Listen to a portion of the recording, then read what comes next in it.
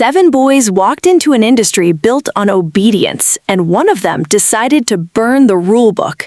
Tonight, we're not talking about comebacks or chart records.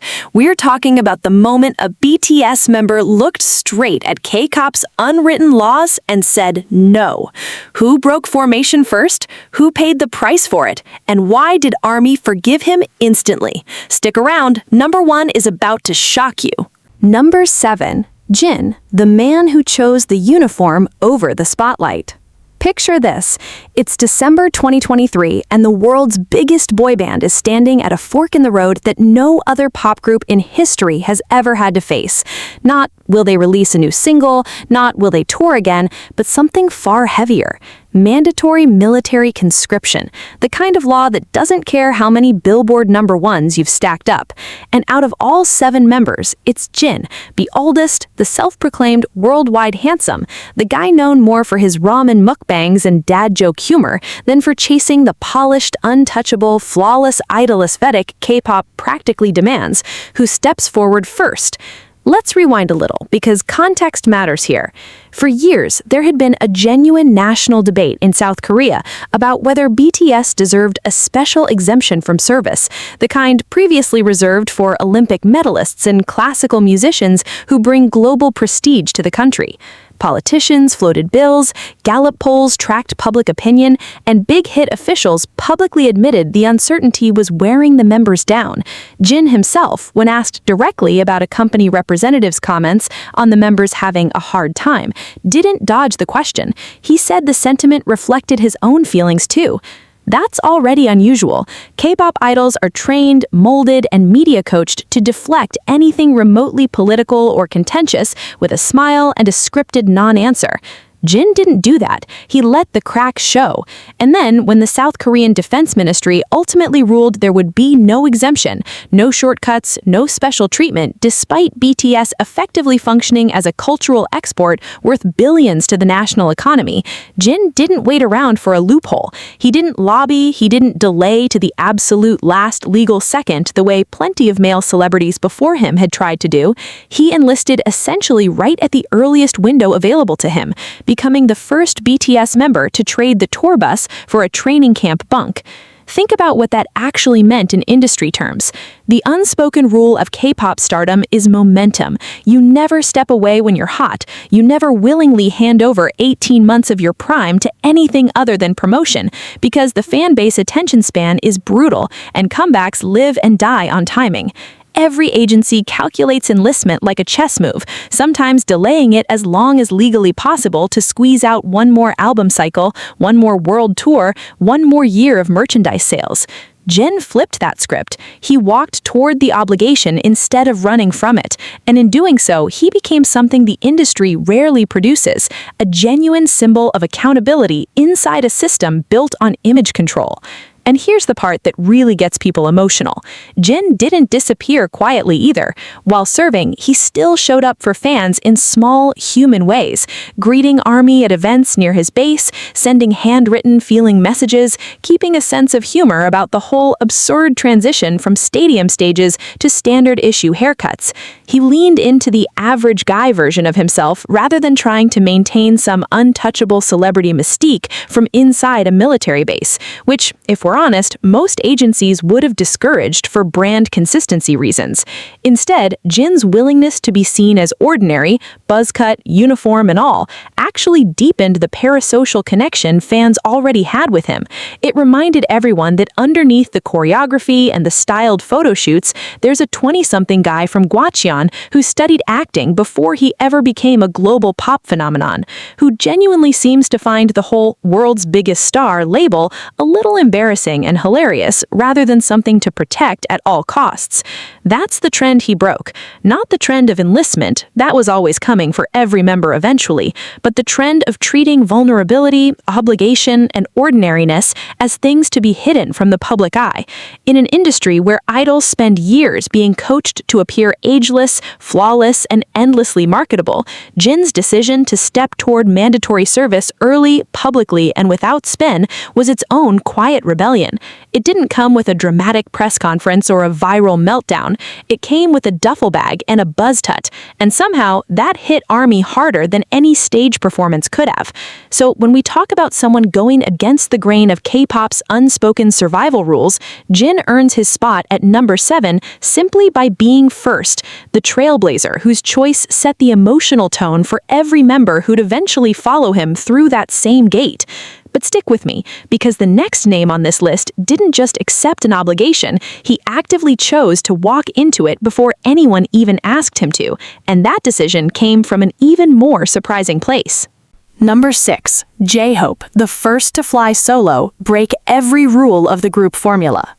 Let's talk about a moment that genuinely rewired what people thought a member of a boy band was allowed to do.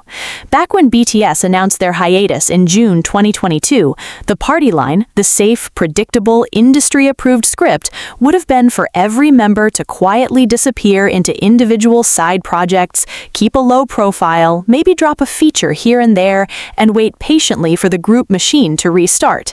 That's the unspoken K-pop playbook. The group is the brand, the group is the product, and individual members are supposed to function as interchangeable, replaceable parts of that bigger machine, never eclipsing it. J-Hope tore that playbook up almost immediately. Just weeks after the hiatus announcement, he was confirmed as a headliner at Lollapalooza in Chicago, becoming the first Korean solo artist in history to headline a major American music festival of that scale. Think about how wild that actually is from an industry strategy perspective. Festival headlining slots are typically reserved for artists with massive, established solo catalogs, years of albums, a defined sonic identity independent of any group affiliation. J-Hope had exactly one proper solo mixtape at that point, Hope World, released back in 2018 as a side project rather than a real era. And yet here he was, stepping onto one of the most competitive festival stages in the world, essentially betting that his individual artistry could stand entirely on its own 2 feet without the other 6 members beside him. That's not a small risk. That's staking your entire public identity on the idea that you are more than just 1/7 of BTS. He backed it up too, dropping his debut full solo studio album, Jack in the Box, in July 2022, a project that was strikingly different from the polished, radio-friendly BTS sound. It leaned into darker, more introspective hip-hop and alternative textures, drawing from his roots as a street dancer and underground rapper, long before Big Hit ever scouted him. The album's themes wrestled with fame, identity, and the crushing pressure of being a global icon and an ordinary human being trying to hold on to himself, subject matter that felt raw and unfiltered in a way idol music rarely gets to be, precisely because idol music is usually engineered for maximum mass appeal rather than personal catharsis. Then came the visual centerpiece, a short film called On the Street, featuring a callback to his early street performance days in Gwangju, where he used to dance for spare change before anyone knew his name. That's the detail that really gets people. J-Hope didn't erase his pre-fame identity to fit some glossy idol narrative. He leaned directly into it, using his solo era to reconnect with the version of himself that existed before member of BTS became the only thing people saw him as. And then, in a move that honestly stunned even longtime industry watchers, he announced a full solo world tour titled Hope on the Street, becoming the first BTS member to headline arenas entirely under his own name, with his own creative vision, his own set list, his own stage direction, no group safety net whatsoever. Every choice mattered here. The setlist blended BTS songs reimagined through his personal lens with new solo material, refusing to pretend the group didn't exist while simultaneously proving he didn't need it to sell out venues. Fans who attended described it as watching an artist finally get to be fully, unmistakably himself for the first time. Not J-Hope from BTS, but simply Jung Hoseok, the dancer, the rapper, the guy who used to practice popping and locking on Gwangju sidewalks. And then, just as his solo momentum was arguably at its peak, Lollapalooza behind him, a successful album and tour under his belt, global recognition as a legitimate solo force, he did something almost nobody expected him to do this early. He enlisted for mandatory military service on April 18, 2023, becoming the second BTS member to do so, right in the middle of what should have been his victory lap. Most artists, once they've tasted that level of individual solo success, after years of being part of a collective identity, would find every possible legal delay to extend the moment, postpone, appeal, milk the momentum for another year or two before facing an obligation that would put the whole thing on pause. J-Hope didn't do that. He shaved his head, posted a simple "I'll be back later" message on Weverse, and walked into an army training center at the height of his individual solo stardom, voluntarily surrendering 18 months of a solo career trajectory that was, by every industry metric, still accelerating.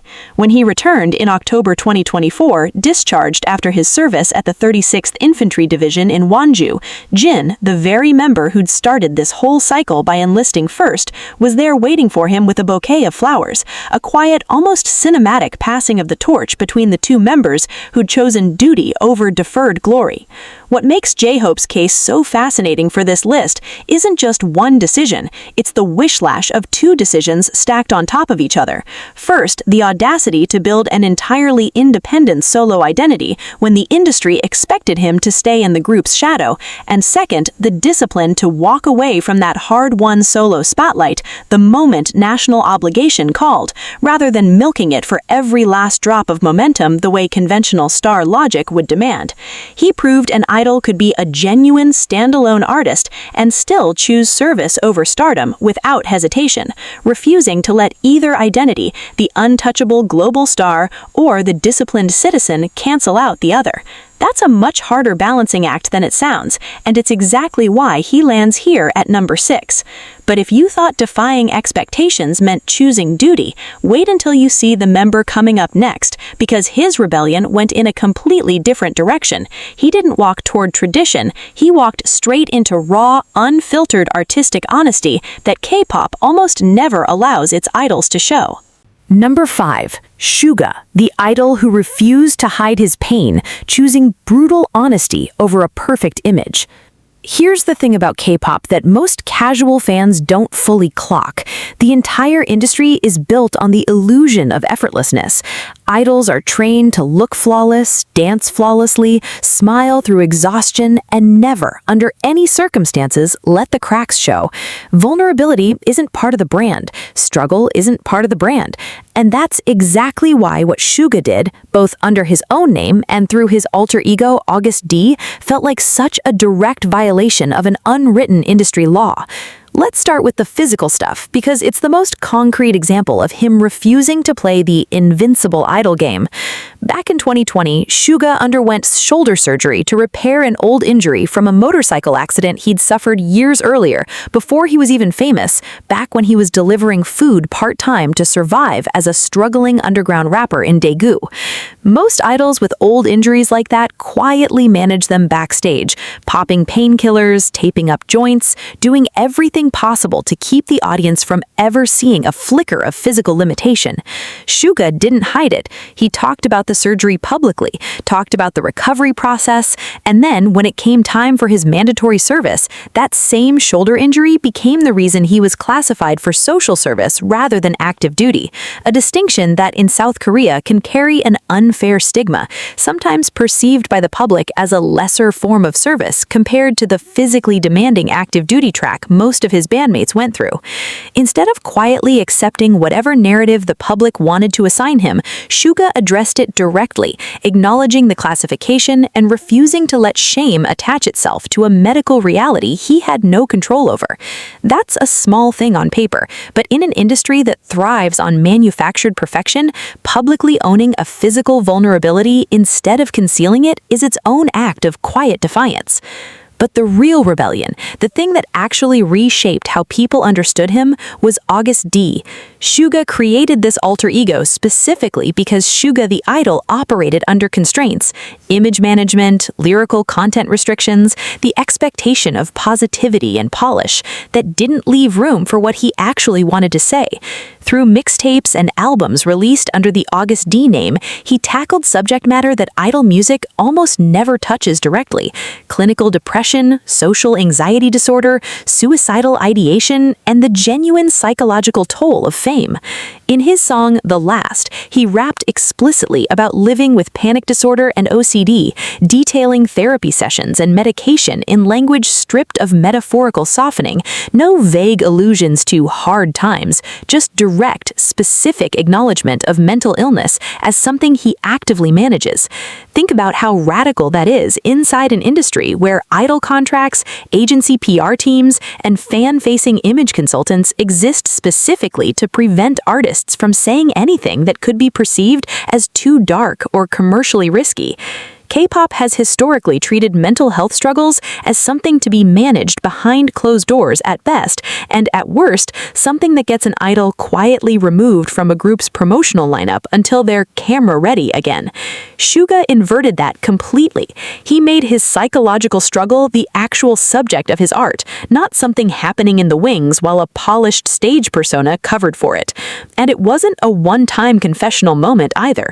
Across multiple interviews and documentary appearances, he's continued speaking candidly about therapy, about medication, about the specific mechanics of what anxiety and depressive episodes feel like for him, refusing to let a single viral, vulnerable moment get diluted back into vague, safe language in follow-up press. That consistency matters. Plenty of celebrities have one dramatic tell-all moment and then spend years walking it back into something more palatable. Suga kept the honesty going, album after album, interview after interview, never softening the language back down to something more marketable. There's also the matter of how he chose to present his artistic identity visually and sonically. August D projects leaned into darker, grittier hip-hop aesthetics, stripped-down production, aggressive delivery, cover art that felt deliberately unglamorous compared to the polished visual language of BTS's mainstream releases. He wasn't interested in making his pain palatable or aesthetically pleasing for mass consumption. He wanted it to feel exactly as uncomfortable and raw as it actually was to live through. That's a genuinely rare choice for someone operating at his level of global visibility, where every incentive in the industry pushes towards smoothing rough edges into something more universally likable. And here's the emotional core of why this lands so hard with fans. By refusing to perform wellness he didn't feel, Suga effectively gave millions of young fans around the world permission to stop pretending too. Countless ARMY testimonials over the years describe his openness about mental health as the first time they'd heard a global superstar describe their own depression or anxiety in language that matched their internal experience exactly, without softening it into something more comfortable for an audience to swallow. That's the trend he broke. Not a scheduling decision, not a career strategy, but the fundamental idol commandment that says you must always appear whole, even when you're not. Suga chose honesty over image management, consistently, publicly, and at real professional risk, and that's exactly why he claims number 5 on this list. But brace yourself, because the next member's rebellion wasn't quiet or introspective at all. His decision was loud, visible, and completely upended what a K-pop idol is supposed to look like on a global fashion stage. Number 4. V, the idol who turned high fashion into rebellion, rewriting what a K-pop visual should look like. Okay, let's talk about a rule so deeply baked into K-pop's DNA that most people don't even register it as a rule anymore. The idea that a group's visual member exists to embody a single, cohesive, agency-approved aesthetic. Idols don't usually get to choose their own personal style outside of stage costuming. Stylists, agencies, and brand consultants dictate everything down to the smallest accessory, because consistency across promotional cycles is treated as sacred. V, born Kim Taehyung, spent years quietly building toward the moment he'd blow that entire system apart, and when it finally happened, it happened on one of the biggest stages fashion has to offer. In September 2023, V walked into Paris Fashion Week not as a guest, not as an invited idol posing for photos on the sidelines, but as the newly announced global ambassador for Celine, one of the most prestigious luxury fashion houses in the world, working directly under creative director Eddie Slimane. This wasn't a licensing deal where a brand slaps a K-pop star's face on an ad campaign for market visibility in Asia. Slimane is famously selective, known for building tight, specific visual worlds around a small circle of muses, and he chose V not as a token Korean celebrity, but as someone whose actual personal aesthetic, moody, androgynous, quietly rebellious, steeped in vintage rock references, genuinely fit the brand's identity. That distinction matters enormously. It meant V's individual taste, the stuff he'd been quietly cultivating for years through his personal Instagram posts, his off-duty airport looks, his own photography and music choices, was being recognized as legitimately influential rather than something to be managed and smoothed over by a styling team. And here's where it gets even more interesting. V didn't arrive at this moment by accident. Long before Celine, he'd already developed a reputation within BTS for pushing back gently but persistently against certain aspects of the standard idol grooming template. While the industry standard for male idols has long trended toward a soft, boyish, almost ageless prettiness, smooth skin, minimal facial hair, an aesthetic engineered to read as unthreatening and universally appealing, V leaned into a different register entirely. He experimented with facial hair, favored darker, more textured makeup looks with heavy eyeliner and smudged tones, rather than clean, dewy finishes, and gravitated toward vintage-inspired, almost grunge-adjacent fashion choices that felt closer to 1970s rock iconography than typical idol streetwear. In an industry where visual members are usually the most tightly controlled in terms of image consistency, precisely because their look carries so much commercial weight, V's willingness to keep pushing towards something moodier and more personal was itself a quiet act of resistance. Then there's the music. His solo work, particularly his 2023 album Layover, leaned heavily into soul, R&B, and jazz-inflected sounds, a deliberate departure from the polished hook-driven pop that defines most idol solo releases, or even BTS's own mainstream discography. Tracks like Rainy Days and Slow Dancing felt intentionally understated, almost anti-commercial in their pacing, clearly prioritizing mood and vocal texture over the kind of instantly catchy, algorithm-friendly production most agencies push their artists toward for chart performance. That's a real risk for someone at his level of visibility, choosing artistic restraint over guaranteed viral hooks when the entire industry incentive structure rewards maximal, immediate impact. V also leaned hard into black and white, muted visual aesthetics for his solo era's photography and music videos, a stark departure from the vibrant, maximalist color palettes that typically define K-pop visual branding, where every frame is usually optimized for eye-catching thumbnail appeal. And there's a deeper layer here worth sitting with. V has spoken in interviews about feeling like his artistic voice, his actual personal taste, often got compressed or smoothed over during his years operating strictly within the group format, where 7 distinct personalities have to be balanced into one cohesive commercial product. Choosing to pursue high fashion on his own terms, aligning himself with a designer whose vision matched his actual sensibility rather than chasing the broadest possible brand deal, was V asserting that his personal aesthetic deserved to exist fully formed, not filtered down into whatever version was safest for mass approval. Fans watching this unfold describe it as finally seeing the real Tae, not the character constructed for maximum group cohesion, but an artist with genuinely idiosyncratic, sometimes challenging taste that doesn't apologize for not being universally palatable. That's the current he swam against, an industry that rewards conformity and predictable marketability, where even individuality tends to get manufactured and approved rather than organically expressed. V took the harder, riskier path of building an identity so specific and personal that a legendary designer recognized it as worth building an entire ambassadorship around, rather than diluting himself into something easier to sell. That singular, uncompromising sense of self earns him number 4 on this list. But hold on, because the next member's act of defiance wasn't about fashion or image at all. It was about redefining what success even means once you've already reached the very top. And that question hits differently when it comes from someone who barely ever wanted the spotlight in the first place. Number 3. RM, the leader who walked away from the chart race to chase meaning instead.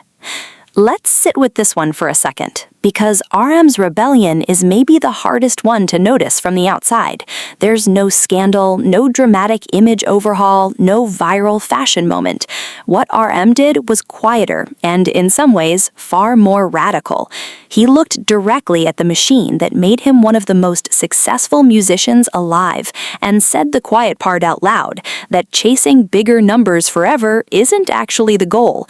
And that admission alone broke one of K-pop's most sacred unwritten rules. Success in this industry is measured almost exclusively through metrics: album sales, streaming numbers, chart positions, brand deal value, award show wins. The entire system is engineered around perpetual escalation, where every era is expected to outperform the last, and any artist who suggests otherwise risks being read as ungrateful or worse, commercially irrelevant.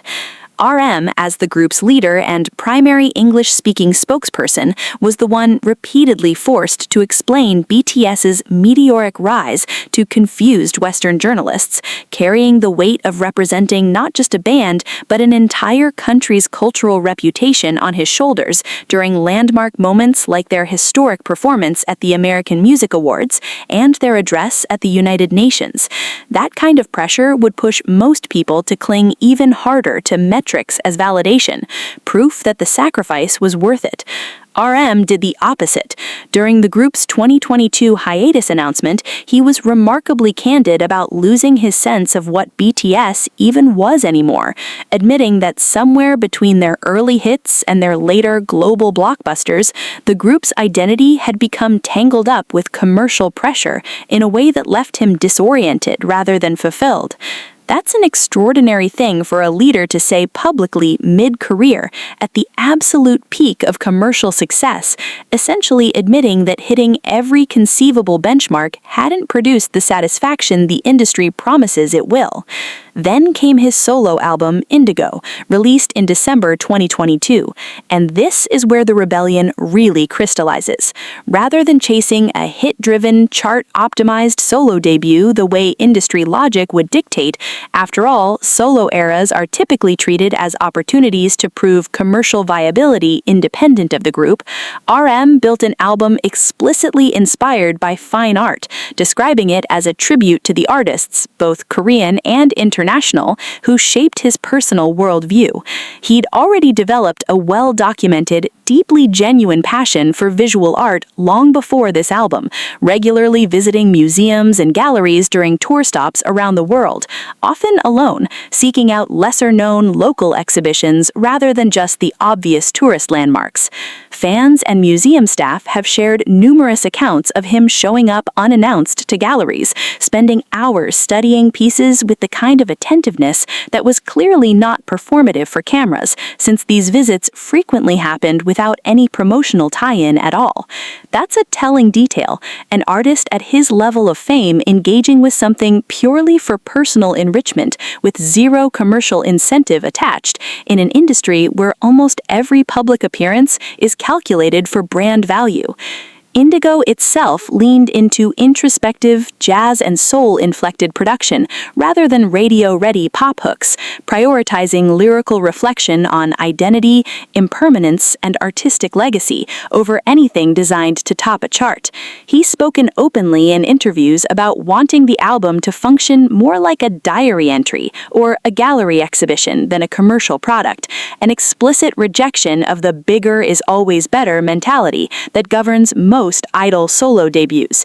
And then there's the broader philosophical stance he's continued to voice, publicly musing on wanting to eventually step back from the relentless pace of the industry, expressing interest in slower, more deliberate creative output, rather than the endless comeback cycle that defines idol group careers, where agencies typically push for a new era every few months to maintain market visibility. For a leader whose entire public identity had been built around representing BTS's global ambition, choosing to openly question whether infinite scaling was actually a worthwhile goal was a genuine crack in the industry's foundational logic. He wasn't rejecting success exactly, he was rejecting the assumption that success only counts if it keeps growing forever, an assumption so deeply embedded in K-pop's business model that agencies rarely even think to question it, let alone their own artists. RM used his platform at the height of his influence to suggest that meaning and personal fulfillment might actually matter more than another record-breaking chart run, a stance that quietly challenges an entire industry built on the premise that more is always the goal. That philosophical defiance, dressed up in gallery visits and jazz-inflected solo tracks, rather than any dramatic public statement, is exactly why RM earns his spot at number 3. But get ready, because number 2 involves a decision so unexpected that even longtime ARMY members were divided on how to feel about it, a choice that had this member deliberately stepping back from the group's biggest spotlight moments to protect something the industry almost never prioritizes. His own peace of mind. Number 2. Jungkook, the golden maknae who ditched the K-pop formula for a full English pop takeover. Alright, buckle up, because this one involves a decision so counterintuitive that even industry analysts were scratching their heads. Here's the unspoken rule Jungkook broke. K-pop's global crossover strategy has always followed a specific template. Even when Korean artists chase Western audiences, the standard playbook keeps the music rooted in a hybrid identity, Korean verses mixed with English hooks, K-pop's signature layered choreography and visual concepts intact, the group brand always somewhere in the frame even during solo moments. It's a careful, hedge-your-bets approach designed to maintain the core Korean fanbase while gradually courting international listeners without fully abandoning the sound that built the artist's identity in the first place. Jungkook looked at that entire playbook and decided to skip several steps at once. His debut solo album, Golden, released in November 2023, wasn't a hybrid crossover experiment.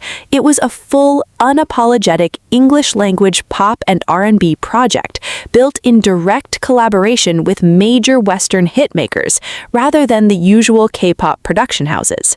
He teamed up with Jack Harlow for 3D, a track dripping in mainstream American hip-hop sensibility, worked with Lotto on 7, a sultry, radio-ready pop single that became a genuine global smash, and even landed a remix with Major Lazer on Standing Next to You, pulling the song directly into Western dance and EDM territory. This wasn't Jungkook dabbling in English phrases for flavor the way K-pop typically does. This was him constructing an entire solo identity that read as a Western pop star's discography first, with his K-pop origins existing almost as background context rather than the foundation. Think about the risk calculation here. K-pop's international success has largely been built on selling a specific, distinct cultural product. The meticulous choreography, the multi-language verses, the group-centered visual concepts that fans specifically associate with the genre. By stripping almost all of that away and building Golden as a direct, English-first pop record engineered for mainstream American radio and TikTok virality rather than traditional K-pop fan engagement formats, Jungkook was essentially betting that he could compete directly in the world's most saturated pop market without leaning on the K-pop identity that made him famous in the first place. And it worked, in ways that stunned even seasoned industry watchers.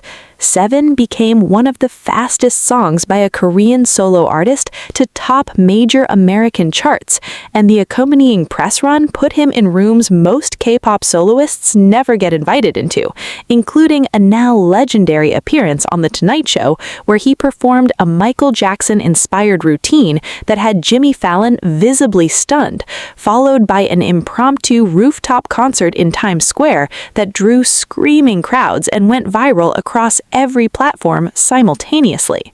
For a few surreal weeks in late 2023, Jungkook wasn't being discussed as a member of BTS trying a solo project. He was being discussed as a legitimate chart-topping global pop artist on his own individual merit, competing directly with Western pop's biggest names on their own turf. And then, at the absolute peak of that momentum, while Golden was still climbing charts, while the Times Square performance was still trending, while collaborations with Justin Timberlake and Usher were still generating headlines, Jungkook did something that broke every rule of how celebrity momentum is supposed to work. He walked away from it entirely. Just weeks after that Tonight Show performance, he returned to Seoul and enlisted for mandatory military service alongside RM, Jimin, and V in December 2023, trading a global pop takeover mid-flight for an army barracks and an 18-month disappearance from the industry entirely. No delay, no attempt to squeeze out one more single or one more viral moment before the obligation caught up with him. He simply stopped, right as the entire world was paying the closest attention to him it ever had. That's the part that makes this so emotionally jarring for fans to sit with. Most artists spend entire careers chasing the kind of crossover moment Jungkook had just achieved, and conventional star logic says you protect that momentum at all costs, because moments like that rarely come twice. Jungkook had it in his hands and let it go without hesitation, proving that whatever ambition drove him to build Golden as a full-scale English pop assault in the first place, it never outweighed the obligation waiting for him back home. He rewrote what a K-pop soloist's global era could sound like, and then, just as decisively, rewrote what walking away from peak stardom could look like too. No dramatic goodbye tour, just a buzz cut and a quiet return to service. That double-edged defiance, chasing global pop dominance on his own terms and then abandoning it instantly without a second thought, is exactly why Jungkook lands at number 2. And now, for the moment you've been waiting for, number 1 belongs to the member whose rebellion wasn't about music or fame at all, but about something far more personal: the courage to let the entire world see him break in a way K-pop almost never allows its most beloved faces to do.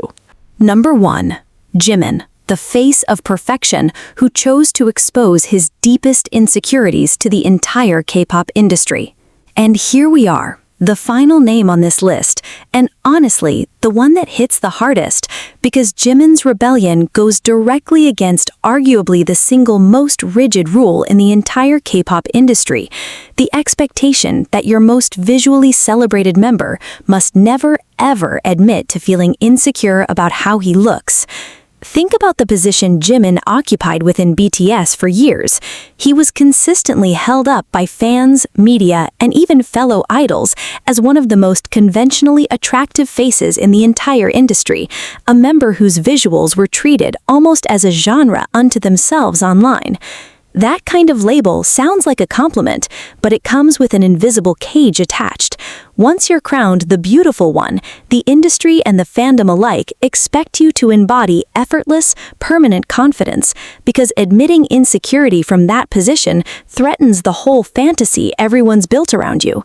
Jimin shattered that expectation completely with his solo album, Face, released in March 2023. Rather than leaning into the flawless, untouchable image people had constructed around him, he built an entire album explicitly about self-doubt, anxiety, and the exhausting gap between how the world perceived him and how he actually felt about himself. In interviews surrounding the release, he spoke candidly about staring at his own reflection and feeling disconnected from the person everyone insisted was beautiful, describing years of internal pressure to maintain a certain physical standard that never quite matched how he saw himself in the mirror. That's an almost unthinkable admission for someone in his position. Imagine being globally recognized as a visual standard bearer and choosing to tell the world, in your own words, on your own album, that the mirror never gave you the confidence everyone assumed you had. The album's content leaned hard into this tension. Tracks explored themes of masking pain behind a smile for public consumption, the loneliness of constant scrutiny, and the specific exhaustion of feeling like your entire worth has been reduced to your appearance rather than your artistry, your effort, or who you actually are as a person. And then there's the lead single, Like Crazy, a moody, atmospheric R&B and synth-pop track that, on the surface, sounds like a straightforward romantic song, but which Jimin has described as being deeply tied to that same emotional undercurrent of quietly falling apart while performing wellness for an audience that expects nothing less than constant, effortless perfection. And here's where the story takes an almost poetic turn. That same deeply vulnerable, emotionally raw single became the vehicle for one of the most significant records in K-pop history. Like Crazy debuted at #1 on the Billboard Hot 100, making Jimin the first Korean solo artist ever to top that chart. Sit with the irony of that for a second. The song built around confessing insecurity, built around admitting that the flawless image didn't match his internal reality, became the single that broke a barrier no other Korean solo artist had ever broken. It wasn't a manufactured maximalist pop anthem engineered purely for chart domination. It was an intimate, almost confessional piece of music, and it still ended up making history anyway, which quietly disproves the industry assumption that only bombastic, image-perfect content can achieve that level of global impact.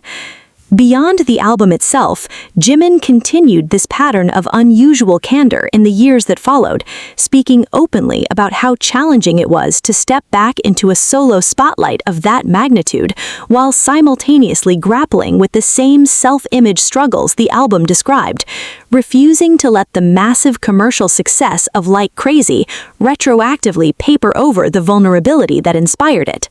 He didn't let the chart-topping achievement become a tidy, triumphant redemption arc where the struggle magically resolved because the numbers were good. He kept acknowledging in subsequent interviews and public appearances that the insecurities explored on Face were ongoing, not something a #1 hit had neatly cured. That refusal to wrap his own story in a falsely comforting bow is itself part of what makes this so different from typical celebrity vulnerability narratives, which usually get packaged into inspirational, fully resolved comeback stories for easy media consumption. Jimin left the discomfort in, let the contradictions sit there unresolved, and trusted that fans could handle the messier, more honest version of his experience, rather than needing a clean, happy ending.